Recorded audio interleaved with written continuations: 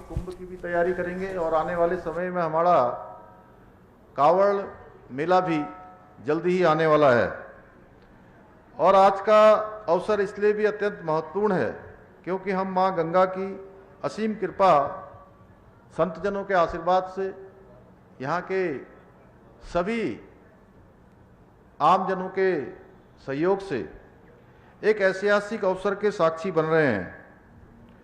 और जैसा आज अभी महाराज जी ने बताया कि उसका नाम भागीरथी मार्ग होना चाहिए, तो यदि सबकी आपकी सहमति होगी तो निश्चित रूप से इसको जो है आगे बढ़ाया जाएगा। और ये योजनाएं जिनका आज भूमि पूजन हुआ है, हर की पौड़ी पुनर्विकास, हर की पौड़ी के उत्तर क्षेत्र के पुनर्विकास एवं रोडी बेलवाला पुनर्विकास परियोजनाओं का शिलान्यास इसमें शामिल हैं। ये सभी परियोजनाएं आने वाले समय में हरिद्वार को विश्व स्तरीय आध्यात्मिक नगरी के रूप में विकसित करने का हमारा जो व्यापक विजन है, जिसके बारे में आदरणीय महाराज जी ने बोला, हमारे मदन कौशिक जी ने बोला और हमारे दोनों मंत्रीगणों ने बोला कि हम आगे की योजनाओं को ध्यान में रख के आने वाले समय में कितना यहाँ पर फुटबॉल होने वाला है, कितने श्रद्धालु आने वाले हैं, कितने माँ गंगा के भक्त आने वाले हैं, उसको ध्यान में रखकर जो हम काम कर रहे हैं। और ये विकास परियोजनाओं को लेकर हमारी सरकार की जो नीति और नीयत है, दोनों बिल्कुल स्पष्ट है। और हमारे मंत्रीगण इस बात के साक्षी हैं कि हमारी सरकार नो पेंडेंसी के आधार पर काम करती है, कि कोई काम लटकाना नहीं है, कोई काम भटकाना नहीं है, काम को त्वरित रूप से स्वीकृति प्रदान करनी है, जो फाइल आई है उसको तुरंत निस्तारित करना है। और भाइयों बहनों, मैं यह भी कहना चाहता हूं कि हम केवल शिलान्यास करने पर विश्वास नहीं करते हैं। शिलान्यास जिन योजनाओं का भी हम करते हैं वो सभी योजनाएं समय पर पूरी हो, ये भी हमारी प्राथमिकता रहती है। और जिनका शिलान्यास हो गया है उन योजनाओं का लोकार्पण भी हो, यानी कि वो योजनाएं पूरी भी हों। ये हमारी कार्य संस्कृति का हिस्सा है। इसलिए मुझे पूरा विश्वास है कि आज जिन योजनाओं का शिलान्यास हुआ है वो सभी योजनाएं समयबद्ध तरीके से, गुणवत्तापूर्ण और पारदर्शी तरीके से पूरी होंगी। इन कार्यों में किसी भी स्तर पर कोई भी ढिलाई या गुणवत्ता से समझौता कतई बर्दाश्त नहीं किया जाएगा। मैं कार्यदायी संस्था को भी कहना चाहता हूं और जो इसमें काम करने वाले ठेकेदार बंधु होंगे उनसे भी मैं कहना चाहता हूं कि अगर कहीं कोई डीपीआर में कमी आ रही है, डीपीआर कहीं छोटी बन गई है, तो उसको रिवाइव किया जा सकता है। लेकिन योजनाओं में अगर गुणवत्ता में कमी आएगी, एक बार पूरा होने के बाद वो योजनाएं फिर से दोबारा तोड़कर नहीं बनाई जा सकती हैं। इसलिए इसका विशेष ध्यान रखना है। और हमने सभी अधिकारियों को कहा है कि तय समय सीमा के भीतर इन कार्यों को धरातल पर उतारा जाए, जिससे जनता को इनका लाभ जल्द से जल्द मिल सके। भाइयों बहनों, आज आदरणीय प्रधानमंत्री श्री नरेंद्र मोदी जी के नेतृत्व में आज भारत अपनी सांस्कृतिक विरासत के संरक्षण, संवर्धन और पुनर्जागरण की दिशा में अभूतपूर्व गति से आगे बढ़ रहा है। और आज पूरे देश में हमारी आध्यात्मिक विरासत को आधुनिक सुविधाओं के साथ जोड़ने का कार्य बहुत तेजी से हो रहा है। और इसी क्रम में हरिद्वार ऋषिकेश गंगा कॉरिडोर के अलावा Kedarkhand Mala mission, Manaskhand Mala mission, Sharda corridor, Golju corridor, Vivekananda corridor और देहरादून के विकास नगर में श्री कृष्ण तीर्थ, जमुना तीर्थ को भी डेवलप किया जा रहा है, उसका काम भी तेजी से चल रहा है।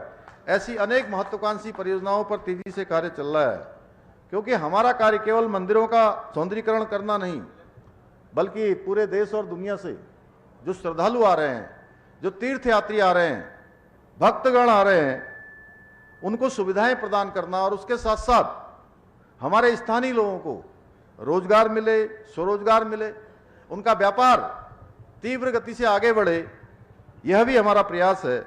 क्योंकि पर्यटन केवल यात्रियों की संख्या बढ़ाने का माध्यम नहीं होता है, बल्कि ये स्थानीय अर्थव्यवस्था को मजबूत करने का भी एक प्रभावी साधन भी होता है।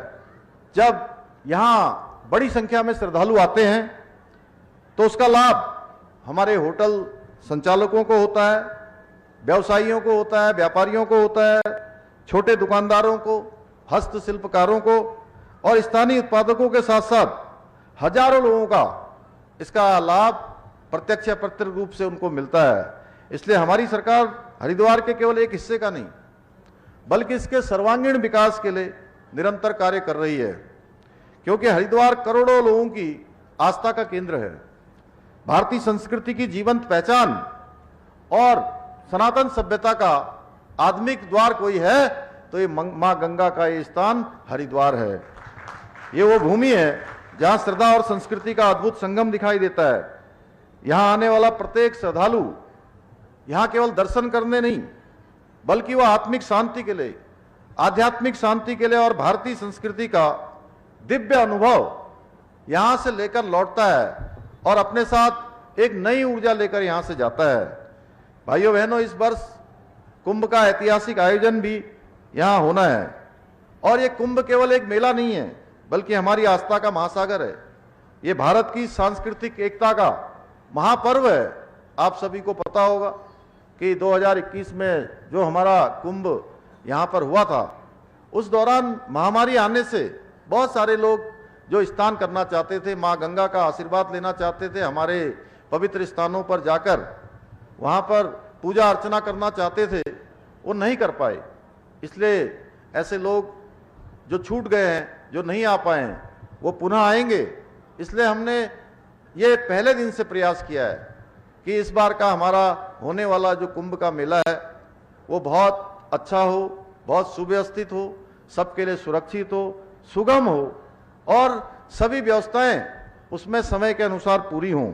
इसलिए हम काम कर रहे हैं और आज ये योजनाएं जो जिनका शिलान्यास हुआ है, ये सब उसी की तैयारियों का एक हिस्सा है। और कुंभ को देखते हुए हरिद्वार में नए घाटों का, पुलों का, संपर्क प्रमुख मार्गों का चौड़ीकरण, सुदृढ़ीकरण, यातायात व्यवस्था को आधुनिक बनाने का कार्य भी तेजी से किया जा रहा है। इसी क्रम में मुझे बताया गया है कि भादराबाद सिटकुल से शिवालिक नगर तक प्रमुख मार्ग का चौड़ीकरण, ज्वालापुर शिवालिक नगर के बीच रोह नदी पर नए पुल का निर्माण, पतंजलि योगकूट से फेरूपुर तक महत्वपूर्ण संपर्क मार्ग के चौड़ीकरण एवं सुदृढ़ीकरण के कार्य तेजी से किए जा रहे हैं। इन सभी परियोजनाओं का उद्देश्य कुंभ के दौरान करोड़ों श्रद्धालुओं को यात्रा को सुरक्षित, सुगम और सुविधाजनक बनाना है। लेकिन भाइयों बहनों, हमारी सरकार का प्रयास है कि हरिद्वार आस्था के केंद्र के साथ साथ शिक्षा, स्वास्थ्य, पर्यटन और आधुनिक सुविधाओं और रोजगार के क्षेत्र में भी देश के अग्रणी नगरों में शामिल हो। इसी सोच के साथ आज हरिद्वार में निर्मित हो रहे मेडिकल कॉलेज अपने अंतिम चरण में पहुंच चुका है, जिसमें अब सप्ताह के 6 दिन ओपीडी प्रारंभ की जा चुकी है और स्थानीय लोगों को उच्च स्तरीय सुविधाएं मिल रही हैं। वहीं लालडांग क्षेत्र में मॉडल डिग्री कॉलेज की स्थापना कर युवाओं के लिए गुणवत्तापूर्ण उच्च शिक्षा के नए अवसर सृजित किए जा रहे हैं। साथ ही ग्रामीण क्षेत्रों तक बेहतर स्वास्थ्य सुविधाएं पहुंचाने के लिए श्यामपुर में स्वास्थ्य केंद्र की स्थापना की गई है, ताकि लोगों को उपचार के लिए दूर न जाना पड़े। श्रद्धालुओं और पर्यटकों की सुविधाओं को ध्यान में रखते हुए नए हेलीपोर्ट निर्माण, पोर्ट टैक्सी परियोजना तथा हर की पैड़ी से मां चंडी देवी तक रोपवे जैसी महत्वाकांक्षी परियोजनाओं का कार्य भी तेजी के साथ किया जा रहा है। इसके अलावा लालढांग की बरसाती नदी में पुल के निर्माण के साथ ही झूला पुल बनाने की दिशा में भी कार्य किया जा रहा है। इतना ही नहीं, शंकराचार्य फ्लाईओवर के नीचे गेम जोन बनाकर खिलाड़ियों को वॉलीबॉल, टेबल टेनिस तथा क्रिकेट सहित अन्य खेलों का प्रशिक्षण भी दिया जा रहा है। वहीं मोतीचूर फ्लाईओवर के नीचे बृहद स्तर पर पार्किंग, कॉमर्शियल कॉम्प्लेक्स, पार्क सहित अन्य विकास कार्य भी करवाए जा रहे हैं। पहले कांवड़ यात्रा के दौरान केवल अस्थायी व्यवस्थाओं पर ध्यान दिया जाता था, आप सबको ध्यान होगा, लेकिन हमारी सरकार ने इस सोच को बदलते हुए कांवड़ पटरी मार्ग का स्थायी और आधुनिक विकास शुरू किया है, ताकि श्रद्धालुओं को हर वर्ष सुरक्षित, सुगम और बेहतर सुविधाएं मिल सकें। भाइयों बहनों, विकास की यात्रा के साथ साथ हमारी सरकार उत्तराखंड की सांस्कृतिक अस्मिता, सनातन विरासत और देवभूमि की मूल पहचान को सुरक्षित रखने के लिए भी पूर्ण प्रतिबद्धता के साथ काम कर रही है, पूरा संकल्प लेकर काम कर रही है। क्योंकि हमारा स्पष्ट मानना है कि विकास तभी सार्थक है जब हमारी संस्कृति, परंपराओं और सामाजिक मूल्यों के संरक्षण के साथ वो आगे बढ़े। और हमारी सरकार ने देवभूमि के जनसांख्यिकी स्वरूप को बिगाड़ने, सामाजिक ताने बाने को नुकसान पहुंचाने वाली हर मानसिकता के खिलाफ कड़ा रुख अपनाया है। इसी के तहत हमने राज्य में सख्त धर्मांतरण विरोधी कानून लागू किया है ताकि कोई हमारी आस्था के साथ खिलवाड़ न कर सके। हमने लैंड जिहाद, लव जिहाद और थूक जिहाद जैसी घृणित मानसिकता के खिलाफ भी कठोर कार्रवाई करते हुए यह स्पष्ट संदेश दिया है कि देवभूमि उत्तराखंड में कानून से ऊपर कोई नहीं है। वहीं देवभूमि की शांति से खिलवाड़ करने वालों के लिए हमने दंगारोधी कानून लेकर आए हैं ताकि सार्वजनिक संपत्ति को नुकसान पहुंचाने वालों से उसकी एक एक वसूली की भरपाई की जा सके। और मुझे ये कहते हुए गर्व है कि उत्तराखंड देश का पहला राज्य बना जिसने समान नागरिक संहिता का कानून लागू किया है। इसके साथ ही हमारी सरकार ने सरकारी जमीनों और अवैध कब्जों और अतिक्रमण के खिलाफ महाअभियान चलाकर 12,000 एकड़ से अधिक सरकारी भूमि को पूरी तरह से कब्जों से मुक्त कराया है। यही नहीं, हमने राज्य में मदरसा बोर्ड भंग कर सभी बच्चों के लिए एक समान शिक्षा का वातावरण बनाने का काम भी किया है। इसके अतिरिक्त हमारी सरकार ने प्रदेश के युवाओं के उज्जवल भविष्य को सुरक्षित करने के लिए देश का सबसे कड़ा नकल विरोधी कानून भी लागू किया है। भाइयों बहनों, मैं बताना चाहता हूं कि पिछले दिनों एक पार्टी के युवराज देहरादून में आए थे और वो उस संवाद में झूठ बोल रहे थे कि एक भी नकल के मामले में कोई जेल नहीं गया। मैं बताना चाहता हूं कि हमारे उत्तराखंड राज्य के अंदर हमने 100 से अधिक नकल माफियाओं को जेल की सलाखों के पीछे भेजने का काम किया है।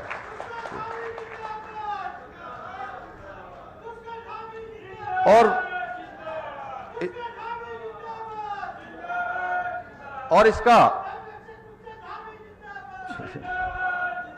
इसका सीधा परिणाम आज आप सबके सामने है कि 34,000 से अधिक युवाओं को सरकारी नौकरी मिली है और बिना किसी सिफारिश, बिना किसी भेदभाव और पूरी पारदर्शिता के साथ, बिना पर्ची और बिना खर्ची के मिली है। भाइयों बहनों, एक में भी कोई ऐसा मामला कभी सुनने में नहीं आया है। वहीं भ्रष्टाचार को लेकर हमारी नीति हमेशा से जीरो टॉलरेंस की रही है। हमने भ्रष्टाचार पर केवल बात नहीं की है बल्कि इसे जड़ से मिटाने के लिए बड़े से बड़े रसूखदारों को भी सलाखों के पीछे भेजने का काम किया है। हरिद्वार के आप मेरे सभी भाई बहन इस बात के साक्षी हैं कि यहां जो भी अधिकारी भ्रष्टाचार में लिप्त पाए गए, हमारी सरकार ने उनके खिलाफ सख्त से सख्त कार्रवाई सुनिश्चित की है। भाइयों बहनों, हमने वो हर फैसला लिया है जो राज्य के हित में है, जो यहां की जनता के हित में है। इसलिए हमारा स्पष्ट मानना है, अगर देवभूमि की आस्था और महान संस्कृति पर कोई भी आंख उठाने या साजिश करने का दुस्साहस करेगा तो उसके विरुद्ध कानून के अनुसार कठोरतम कार्रवाई की जाएगी। हमने ये पूरी तरह से साफ कर दिया है कि हमारा अब ये नया उत्तराखंड तुष्टीकरण और वोट बैंक की राजनीति से नहीं बल्कि न्याय, समानता और संविधान की मूल भावना के आधार पर चलेगा, व्यवस्था के आधार पर चलेगा, कानून के आधार पर चलेगा।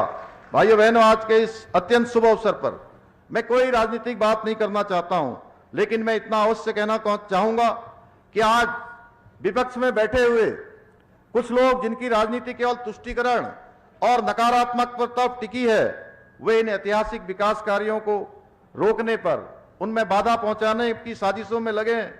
वे जनता को गुमराह कर उत्तराखंड की प्रगति को रोकना चाहते हैं।